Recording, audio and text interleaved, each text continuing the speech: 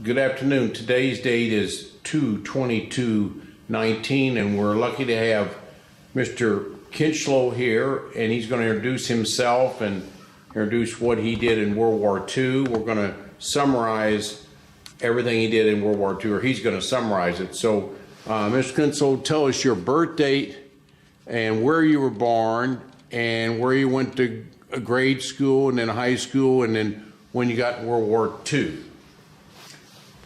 My name is Bill Kinchloe. I was born and raised in Posey County, Indiana, Center Township. I was born July the 6th, 1923. I went to grade school, a little school by the name of Coonrod.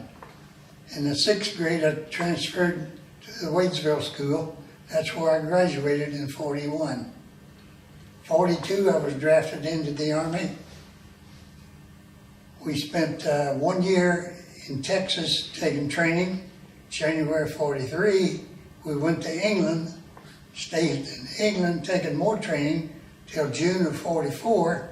That's when the invasion of France was, and that's when we went over. Can you tell us about your training?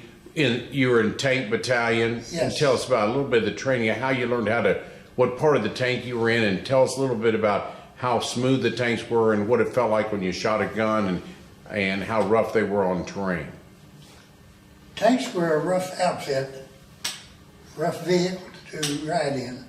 Now, if you were out on the highway, you did pretty good, but you did very little highway riding in training.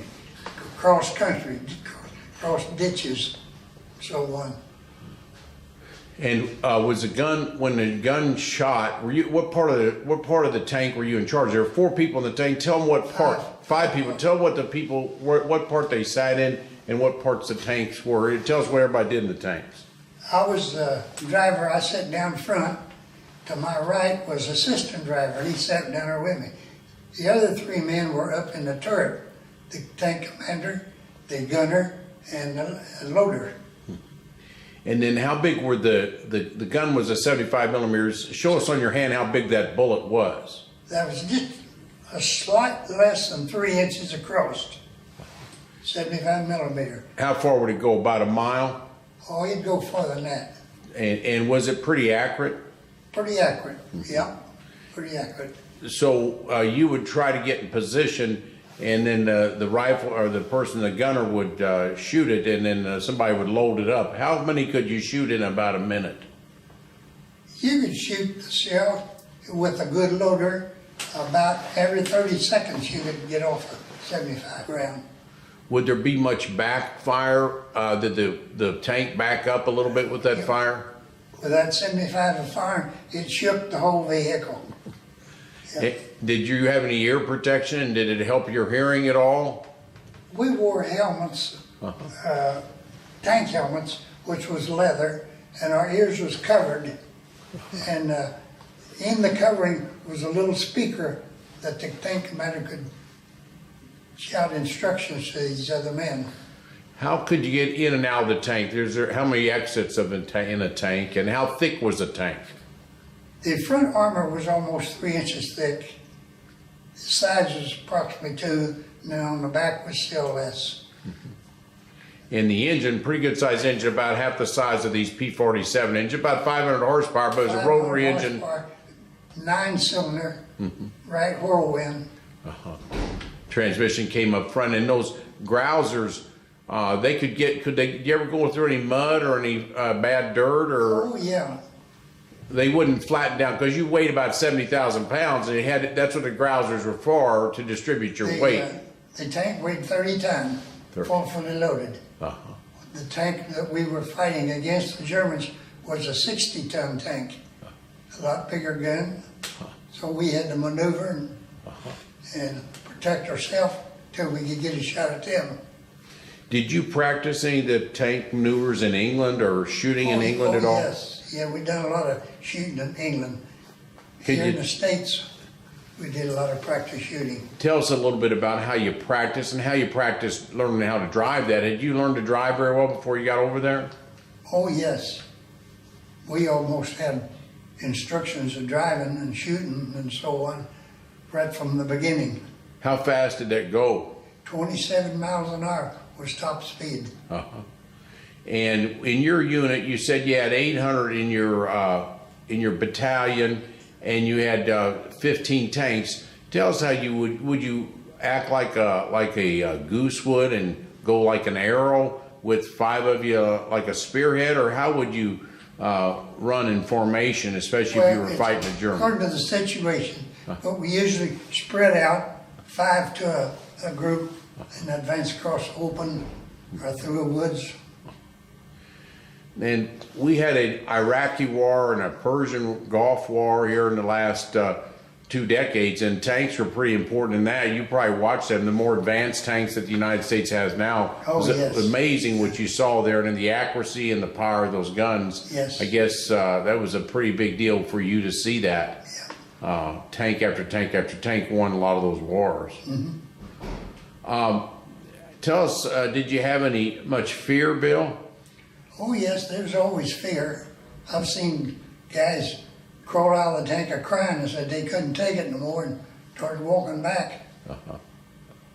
And you were over in Germany and back in the winter of 44 and 45. Tell us how cold it was in that tank and where you got how'd you stay warm?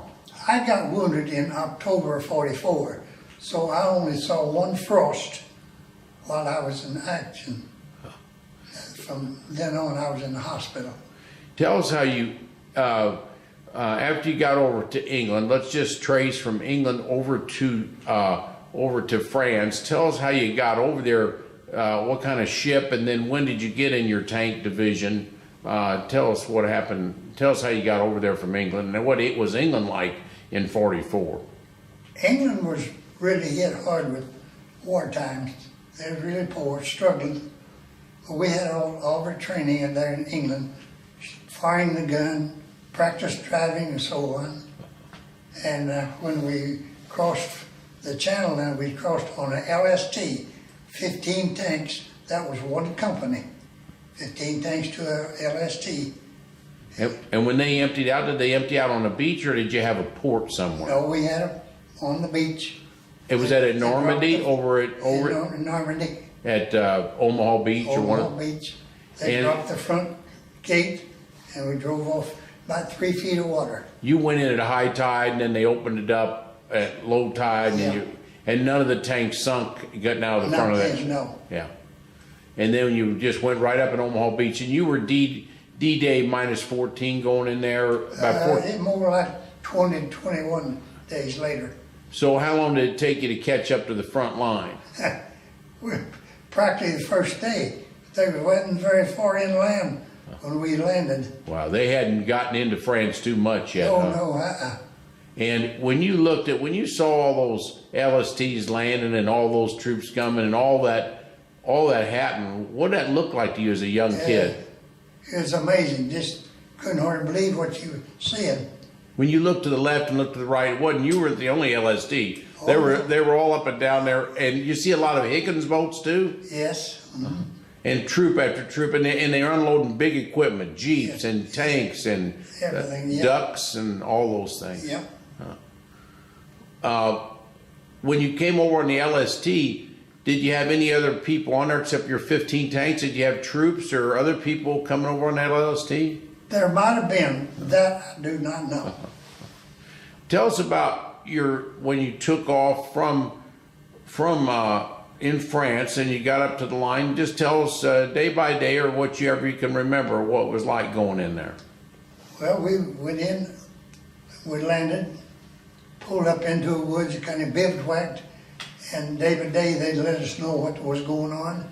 And then sooner or later we pulled up to the front lines. And our first day, we run over a mine, blowed our tank up. Well, we had to get out then and go back about 300 yards to our lines. But the Germans that we was trying to knock out a machine gun nest, when we got out of our tank, started back, they come out with their hands up and went back with us. And what tank blew up? What did that feel like when you saw your own tank get blown up? And how did they blow your own tank up? Was it a booby trap or another tank hit it? No, big mine. We run over a mine and blowed one trap clear off the tank and laid it up on the side of a bank. Killed all the guys on it? No, there wasn't nobody got hurt seriously. Uh-huh. One guy got his eye cut a little bit. He got a Purple Heart out of it. Other than that, wasn't much. One guy got battery acid thrown in his face. They had to lead him off. How'd you prevent that from happening in the future? Did you have somebody up, mine sweeps in front of you? You never knew what was going to happen, No, did he you? didn't know what was up there. Uh-huh. He was just hoping it wasn't in there. Pretty scared when you saw that. Yes. When you were going with your tanks, did you have other infantry walking alongside you on each side? Usually the infantry was with us, Uh-huh. but they were back far enough where I was a driver, I couldn't see them. I see. And then how far did you go each day? Maybe about 20 miles. Then at night, would you sleep or what would you do? Usually it varied from day to day. When Patton came over and raised breakthrough, it was nothing for us to go 10 miles in a day. Before that, you was lucky if you got a mile. He just said, let's keep going, let's keep going. Was he in charge of you for a while? Yes. What month about did he take charge of you? Was that initially he was in charge of you, or is that We were attached to his outfit about a month in length. was that in France or over Yes, in Italy? that was in France. What area in France about? WWII is one of the towns. And had 2 or 3 others I can't think of them right now. Were they north of Paris or south of Paris? South. South of Paris. So you hadn't even got to Paris yet. Oh, no. Yeah. And then give me a time frame. D-Day was June 6th, so probably in July, August, you were moving pretty much forward. Yes. And then our Battle of the Bulge was December 17th of 44. Tell us between July and Battle of the Bulge what you were doing there, that period of time. Well, when Patton came over, we made her drive through across France. And we were running long distance every day. Germans are giving up, destroying their equipment. We'd taken a lot of prisoners. But plus, they would sometimes set up and battle us as we were coming into them. And what'd you do with those prisoners? Just send them back behind you and they put The them... infantry took care of them, marched them back. Yeah. Did you have any, they called it the chemical battalion, where guys would sit behind you and maybe shoot some 120s way ahead of you to try to clear out some enemy. Did you see much of that? Oh, yes, and a lot of it. Even ahead of you, they Yes. would have forward observers and try to hit where the Germans were. Yes. When you got to some cities there, did you have to use your firepower to knock some buildings down? Oh, yes. How many, getting the city, you didn't know where those Germans were. They could have been hiding anywhere. That's for sure. You didn't have any problem with that though. We had a little problem. One of the first guys that got killed was picked off by a sniper that was hit up in a tower of a church. Picked off of your tank? Out of your tank or No, something? no. Oh, yeah. One of in our company, though. Did you have enough food during this time, and were you warm enough? We had plenty of rations with us. C rations, K rations. We had a lot of them stored in our tank. We had enough food with it. We could stay out 5 days without resupplying. How about water? Did you have enough water? We had big 5-gallons of water. And then there were a bunch of supply lines behind you to get your gas and get your food. They had the supply line behind you that was supplying you too. Yes, yes, they were. When it was you were getting close to winter, can you tell us about the elements? About where did you sleep? Did you sleep in the tank or you sleep in a tent? Sleep in the tank or under the tank or dig a foxhole and get in it. Any place you can find. And how warm were you? Well, when it began to get winter, they got cold. And when it rained, pretty difficult too? Yes, it just let us soak in and keep going. Then when you took over Germany, when you got up into Germany, did you went all the way into May 8th of 45 is when Hitler gave up. Did you stay with your tank battalion all the way through, or did you leave them? No, in October of 44, I was wounded, and I left the outfit then. So October, were you at Paris yet, or not? Oh, yes, Past Paris. past Paris, yes. I see. and you weren't quite to Germany yet. No. The Rhine River, they didn't get there till April the next year, I guess, Right. or so. But that winter, you missed some of that winter. That was the Hurtgen Forest and the Battle of the Bulge. Have you ever talked to some of your guys? If you were wounded and left, can you talk about any of those guys that you talked to after the war? Where they went after you left Oh, them? yeah, I talked to several of them. Where did they go, and how far up did they go? Did they get all the way to Germany on May 8th, and Yes, with your tank or one of your tanks? one of the tanks, yes. What did they ever free any prisoners of war? Did they see any of those people? That I don't know, but I think our outfit did help to liberate one of the POW camps. What do you think about when you saw that as a young kid? You know, today's day and age, we're 2019, and you know, it's 78 years later since that war broke out or so. So, I mean, at a time, these kids today, what do you think the most important thing is that you can reflect on for kids to think about of your freedom, and how much everybody got behind our country to save our country? What do you think about our freedom, and how our guys your age and all your friends, everybody's at war from Posey County? Right. What do you think about that freedom? I mean, you've seen the freedom your whole life here. How do you cherish that freedom? That freedom is very cherishable. Yes. And I think that a lot of the younger people nowadays don't appreciate what we got. A lot of things are taken for granted. It's a right, Yes. not necessarily a privilege, and the right state of, or it's a privilege, not a right, and you helped us get that. When you got back home, how was your adjustment to civilian life after being in the war like that? It was pretty straightforward. What'd you do for a living then when you came back to United I States? worked in a factory, What's the name of it? Buzzards Erie. Uh-huh. I was a machinist. Spent 40 years with the company when I got. So they made big heavy equipment for construction, bulldozers and parts of bulldozers and Yes. things like that. A lot of the stuff that Buzzards made was used by the government, building airstrips and so on. Yeah. When you, did you think your training in the Army helped you at Bucyrus or helped you grow up? Helped me grow up, that's for sure. What did your mom and dad say to you when you came back? They thought you were a different person? Yes. They thought a grown-up young Yeah. kid left here as a kid and went up. So you left town when you were about 21 or 20. You left at 1942. You'd have been 19, Yeah. and I then was you 19 when I went in. came back at 21 or so. Yeah, 21. Did you have any friends that were lost in the war? Oh yes, several of them. Yeah. How'd their moms and dads and sisters and brothers take that? Pretty seriously. Yeah. Very real. Yeah. Even kids you went to grade school or high school, you lost some of them, and it's really hard to take that. Yes.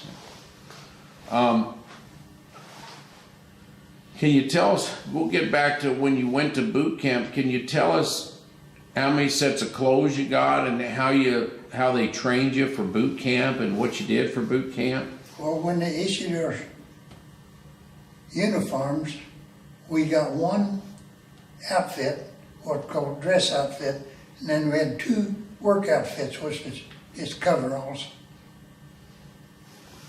And that's all you had? Yep. And then what's the furthest you marched in boot camp? 10 miles? We had a 25-mile march one time that I remember. That's pretty hard. Did they get blisters on your feet and everything I else? did myself. I saw a lot of them fall out and couldn't make it. Yes, yeah. Did you have to do push-ups and sit-ups and things like that? Yes. Uh-huh, uh-huh.